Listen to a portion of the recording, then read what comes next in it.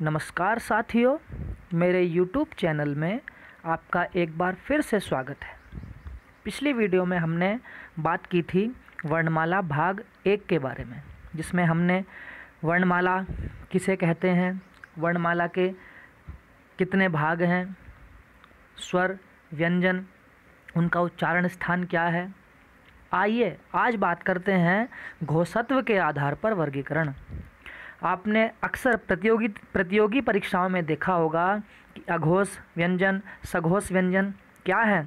आइए बात करते हैं। सबसे पहले बात करते हैं अघोष के बारे में। प्रत्येक वर्ग का पहला व दूसरा व्यंजन अघोष कहलाता है। जैसे आपको मैंने कल बताया था कि क वर्ग अर्थात जो कंठ ध्वनि से बोले जाते हैं वो क वर्ग के अंतर्गत आते हैं, जिनका पहला और दूसरा व्यंजन यानी उसमें एक वर्ग में 5 व्यंजन होते हैं, जिसका पहला और दूसरा जो व्यंजन होता है वह अघोष कहलाता है।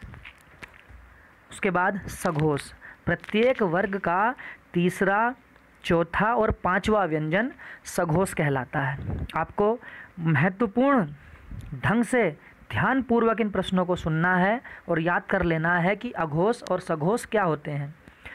क, ख, ग, घ, अण, इन 5 वर्गों में से क और ख अघोष व्यंजन है, ग, घ, अण ये सघोष व्यंजन है।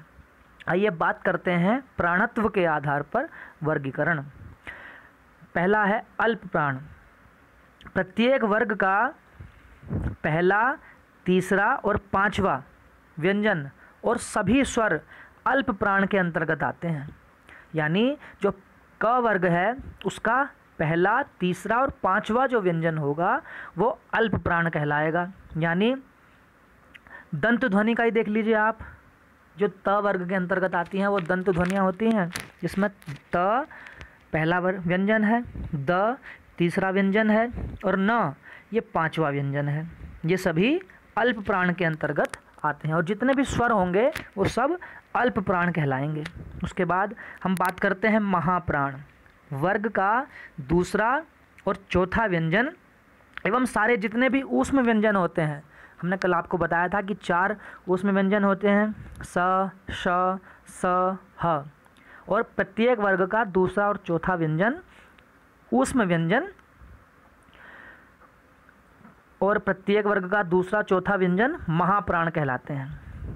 आपको अभी मैंने पढ़ाया था कि अल्प प्राण में पहला, तीसरा, 5वां आता है, तो दूसरा चौथा कौन सा हो गया? क वर्ग का ख और घ, ये सब महाप्राण कहलाएंगे। आइए बात करते हैं इसके बाद अयोगवाह की। मैंने कल भी आपको बताया था कि जब हम स्वरों में अयोगवाह को शामिल कर लेते हैं तो इनकी संख्या 13 हो जाती है, और अयोगवाह को शामिल नहीं करते तो मूल रूप से इनकी संख्या 11 होती है। आइए बात करते हैं अयोगवाह कौन कौन से होते हैं। अनुस्वार यानी अंग, इसे अनुस्वार भी कहते हैं, और अह यानी जो विसर्ग होता है, यह दोनों मिलकर अयोगवाह कहलाते हैं। प्रश्न प्रतियोगिता परीक्षाओं में कभी कभी अनुस्वार और विसर्ग लिख कर आ जाएगा या कभी कभी इनका चिन्ह बना आ जाएगा, तो आपको दोनों तरीके से याद करना है कि अंग और अह या अनुसार और विसर्ग ये दोनों अयोगवाह कहलाते हैं। इसके बाद बात करते हैं नासिका ध्वनि कौन कौन सी होती हैं, यानी जिनको बोलने में या जिनका उच्चारण करने में हमारी नासिका से आवाज़ निकलती है, वो सब नासिका ध्वनि कहलाती हैं। प्रत्येक वर्ग का 5वां अक्षर और अनुस्वार ये दोनों मिलकर नासिका ध्वनि या अनुनासिक ध्वनि कहलाती हैं। नासिका ध्वनि भी वही है, अनुनासिक भी वही है। इनका संबंध नाक और मुंह दोनों से होता है। प्रत्येक वर्ग के 5वें अक्षर अड़, न, अय्या, न, म, ये सब 5वीं ध्वनियाँ होती हैं। और अंग ये सब ये क्या होता है? ये अनुस्वार होता है। ये सब मिलकर अनुनासिक या नासिका ध्वनियाँ कहलाती हैं। इसके बाद हम बात करते हैं आगत स्वर। स्वरों में एकमात्र आगत स्वर ओ होता है, जिसे हम ओ की मात्रा के रूप में भी जानते हैं। ये फारसी शब्द है, एकमात्र आगत स्वर है जो फारसी भाषा से लिया गया है, यह आगत स्वर कहलाता है। परीक्षा में पूछा जाता है कि आगत स्वर निम्नलिखित विकल्पों में से कौन सा है, तो आपको इसी पर टिक लगा देना है कि यह आगत स्वर है। इसके बाद प्रतियोगी परीक्षाओं में पूछता है कि पार्श्विक ध्वनि कौन सी है, तो आपको ध्यान रखना है कि ल जो व्यंजन है वह पार्श्विक ध्वनि है।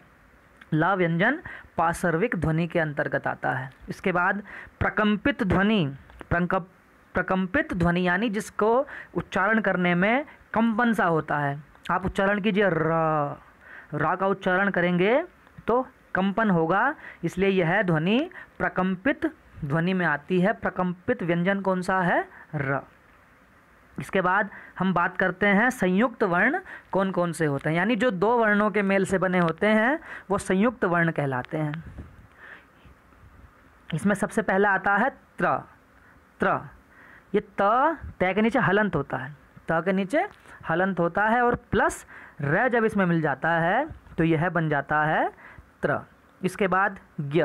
ज्ञ में ज के नीचे हलंत होता है और हलंत प्लस अय्या, अय्या भी कह देते हैं इसे, अणा भी कह देते हैं। अणा दूसरा वाला होता है, इसे अय्या कहते हैं। तो इन दोनों को मिलकर क्या बनता है? ज्ञ। ज्ञ ज्ञानी। इसके बाद श्र। इसके बाद आता है श्र। इसमें श के नीचे हलंत होता है प्लस र, ये दोनों मिलकर क्या कहलाते हैं? श्र। इसके बाद छ। क के नीचे हलंत और श, ये दोनों मिलकर क्या बन जाते हैं? छ। यानी जो दो वर्णों के मिल से बने हुए ध्वनियाँ होती हैं वह संयुक्त वर्ण कहलाते हैं। प्रतियोगी परीक्षाओं में अक्सर यहाँ से एक प्रश्न उठाकर दे दिया जाता है कि छ किन किन वर्णों के मेल से बना है, श किन किन वर्णों के मेल से बना है, ज्ञ किन किन वर्णों के मेल से बना है और त्र किन किन वर्णों के मेल से बना है। ये चारों शब्द और इनके किस किस वर्ण से मिलकर बने हैं ये आपको याद कर लेने हैं। आइए इसके बाद बात करते हैं द्विगुण व्यंजन यानी उत्क्षिप्त व्यंजन, जिसके दो गुण होते हैं। आपने पढ़ा होगा ढ। ढ के नीचे अगर हम बिंदा लग देते हैं ये क्या हो जाता है? अढ़। यानी अगर हमें कढ़ाई लिखना है तो हम इस वाले व्यंजन का इस्तेमाल करेंगे कि कढ़ाई किस प्रकार लिखा जाता है। पढ़ाई भी इस तरह से लिखा जाता है।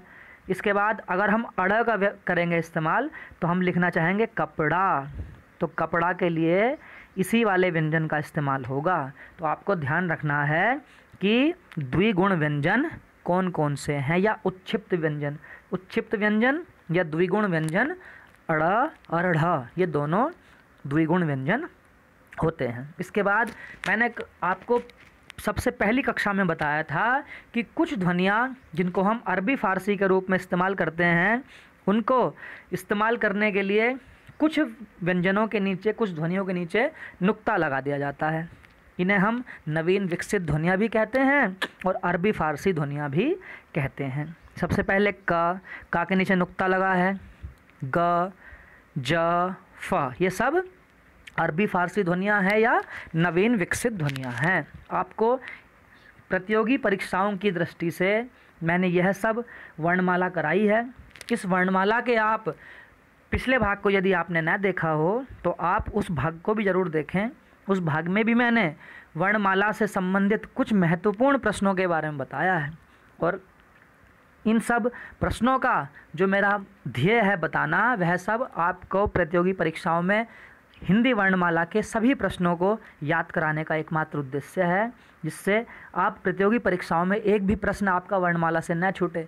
जितना भी मेरी कोशिश थी, मैंने अपनी कोशिश के अनुसार सभी प्रश्नों को एक जगह, एक ही प्लेटफॉर्म पर आप सबके लिए एकत्रित किया है। यदि आप मेरी वर्णमाला के दोनों भागों को देख लेंगे तो आपको प्रतियोगी परीक्षाओं में एक छोटा सा भी प्रश्न आपका नहीं छूटेगा।